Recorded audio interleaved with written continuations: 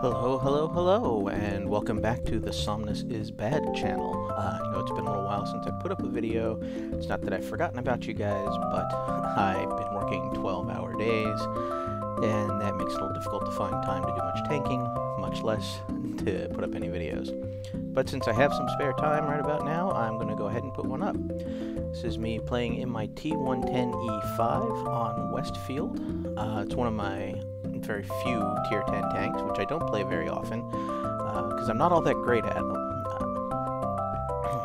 Right now I'm kind of moving up. I'm still getting used to the new Westfield map. I haven't played many heavies lately, which means I haven't started off in this part of the map a lot. But I'm kind of moving up to see what's coming in the town, and it's an E110E5 and an AMX-50B. So this is already shaping up to be a fun place over here in the town. I've got some backup in the form of Yag Tiger coming up over here. So right now I'm just kind of hoping to catch the 50B peeking, but no such luck. But I did manage to get myself spotted in the bargain. Now you can see that E75 that just popped up down to at the south end of town. He's gonna play an interesting role here, because when I start trying to move forward to actually engage, he's going to give me a little present from the side. So I move up to put one of the lower glasses of the E100 and immediately take a track shot to the from the E75. I pop my repair kit to get my tracks back up and moving, but this is going to turn out to cost me later on. Anyway, not wanting to try to push forward against 3 tier 10 heavies right over there, I do notice that we heavily outnumber the northernmost force over here with a bunch of our own tier 10s, so I figured I'll come join them and see if we can turn this into a push. This turns out to be one of those games where the team just does the right thing at the right moment, which makes the whole rest of the match turn out to look easy. So here, everybody rushes them all at once. There's really just the 2 of them. And in fact, there's so many of us coming here, we start getting in each other's way, so I can't hit the 110, but I am able to put one in the E4, or in the IS4 that freezes his turret. Unfortunately, I took an ammo racking shot from the 50B, so I come charge him, and he stops firing at me as soon as I have my front armor towards him, because he doesn't want to waste any shots. I'm trying here just to track him on the hill and let my teammates beat up on him, but he uses his own repair kit and bugs out. So now I'm just staying with the rest of the pack. Because of the ammo rag damage, I am firing slower than I would normally be firing a T110. So I want to kind of stay with the pack so they can be able to cover me and keep doing damage while I reload. So right now we're just rolling up the E100s. He hasn't taken a lot of damage yet, but we are swarming him, and it's only a matter of time at this point. Now, the T110E5 has fairly vulnerable ammo racks. It does. It's not all that hard to end up in this kind of situation where you're slowed down in firing, but on the plus side, at least, it doesn't seem to get its ammo racks exploded all that often. Now here we are, we just keep sweeping south through the town in our whole pack of heavy tanks, and I get my revenge on the E75, taking him out of the game. And we keep heading south to see if we can do something about the large gaggle of high-tier medium tanks that are lurking on the southeast hill there.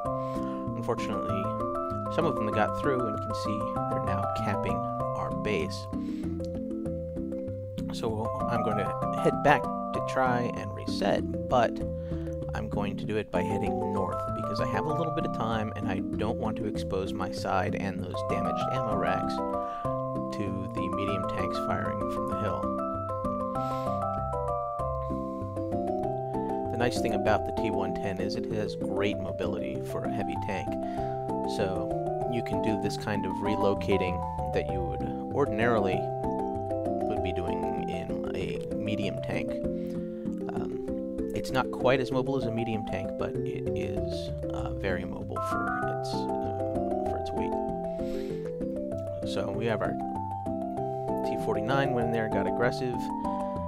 I'm able to hit the M48 Patton, set him on fire, but it goes out immediately, so he must have had an automatic fire extinguisher. And now here, it's just the Patton left in the circle at this point, because the whole team came back and reset just about, which is another one of those things you don't see too often. Large numbers of public match players getting together and resetting the cap. So now that our cap is rescued, it's really just a matter of playing out the rest of the game. We got our IS-4 is sitting on their capture point, so what we want to do is pin down the remaining mediums and lights to prevent them from getting a reset. And now the reason I'm showing you this match is because this is the one where I completed the heavy tank personal mission 15 for the Stug 4.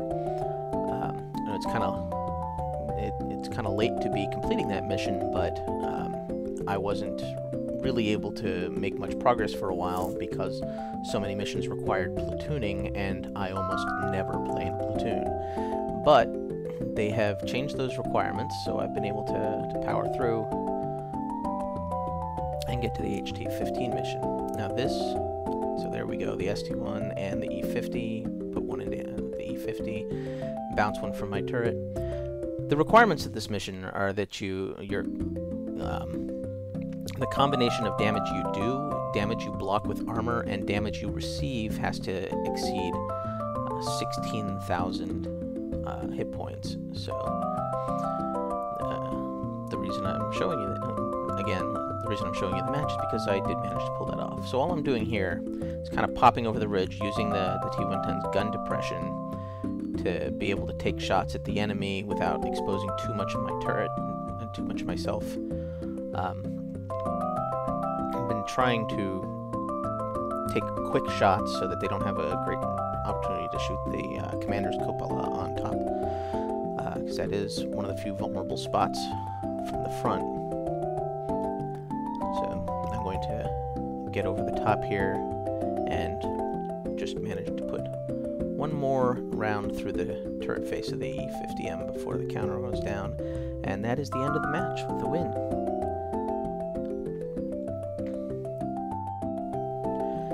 So here you can see the results of that match. I picked up Shellproof for blocking damage exceeding the health of my tank, Fire for Effect for doing damage exceeding the health of the tank, and Bruiser for more than 5 critical hits. We see the damage rankings. There I am, 4,110, third place on that team. So we had quite a number of us doing well over our own hit points and damage on this, whereas the other team had significantly fewer people doing the same. You can see the detailed report here at 11 shots fired for 10 hits and 10 penetrations. Blocked 2,720 damage. So you can see for the requirements of the HT-15 mission, that is more than 6,000. That's 6,830. And actually, the HT-15 mission used to require that your total blocked, total done, and total received exceeded 8,000. And given the amount of damage I took in that mission, I actually would have completed it under the old requirements, so I feel pretty good about that. Anyway, that's it for this video. I hope that you enjoyed it, and I will be seeing you around.